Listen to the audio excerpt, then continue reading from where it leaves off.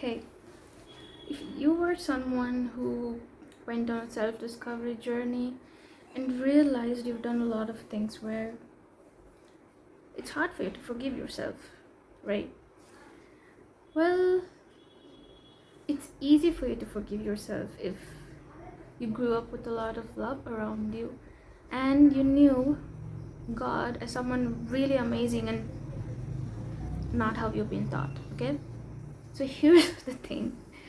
Um, I'm very new here and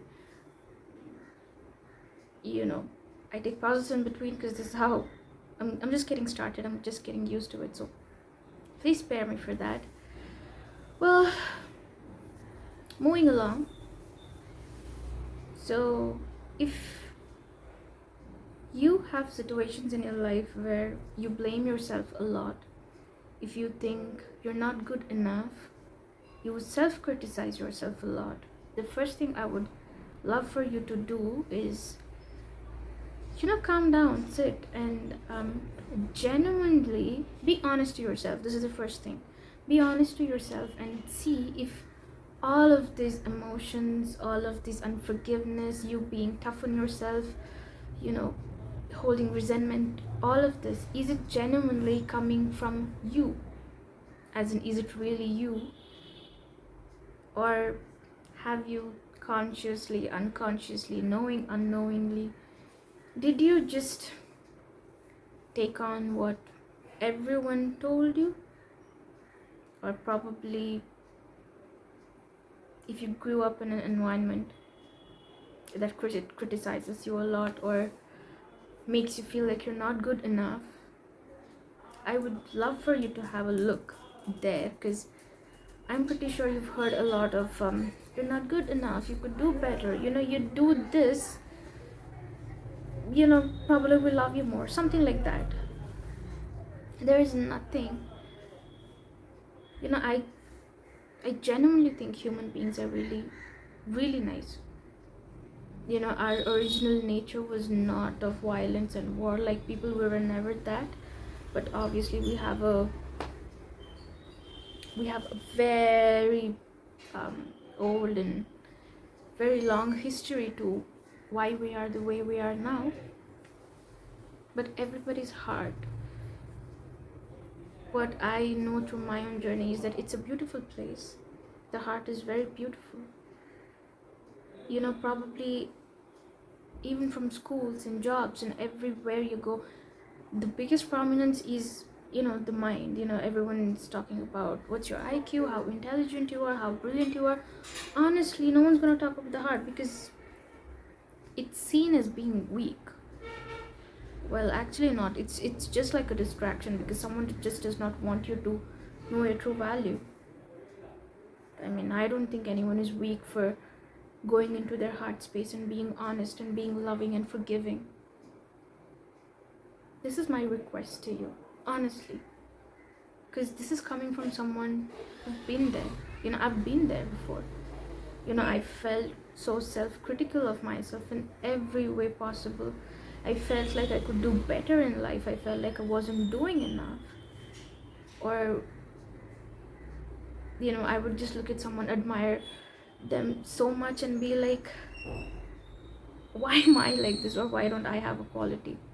And this was back in college, and one of my friends subtly just told me, you know what, it's called being selectively smart. Someone is smart and amazing in one aspect, one department, one field, whatever it is. So are you. You are different for yourself. You're amazing for your own self. And sometimes you're such like deep thinkers, you're amazing people, but the silliest thing in life, it doesn't click until somehow you realize it, or someone shows you that this is the reality. You just don't realize it for yourself.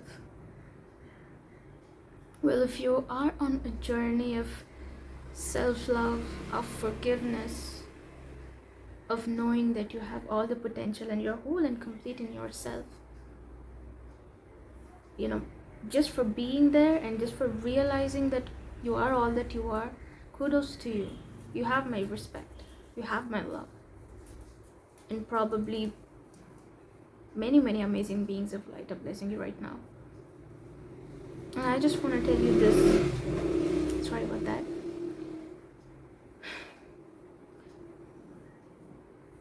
You know, if you are someone whose journey started with forgiveness through religion, any religion, for example, and you're being very cruel to yourself, I genuinely want to tell you that it's not like that. You don't have to punish yourself. The more gentle you are with yourself, the more you know that you can give yourself love.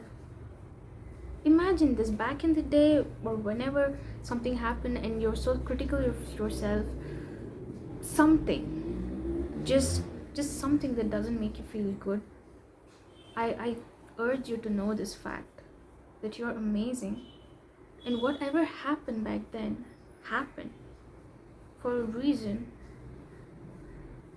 It was where, it was maybe your way of dealing with things back then, because that is where you were in your life at that point of time.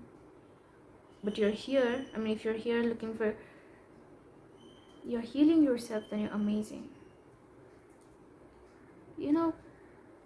Mostly we're always taught that God does not forgive us and stuff like that. I don't understand if people think God is God or people think God is a villain.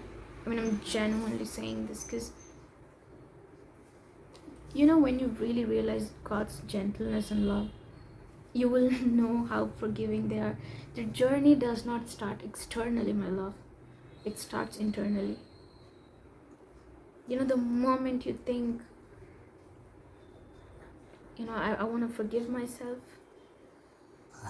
the moment you think that I'm worth it, the moment you think whatever happened, but I'm on a journey of self-realization, forgiveness, love. You do want to give yourself love first. The whole concept of sacrifice, this, that you're a bigger person because you give, self-righteousness, everything. It always teaches us to move further away from ourselves. But that's not how things are going to work. The more you're going to go away from your own being, and it just does not work like that. It's from inside out, not outside in. The love you look for in someone else, it's because you don't love yourself. The forgiveness that you seek is because you harbor so much guilt in yourself, anger in yourself, resentment. None of this is real. The reality is probably an illusion, and if you know this, give yourself love. Wherever you are on your journey, it's worth it. You're amazing. You're doing it. And that takes a lot of courage. I don't think a lot of people say this.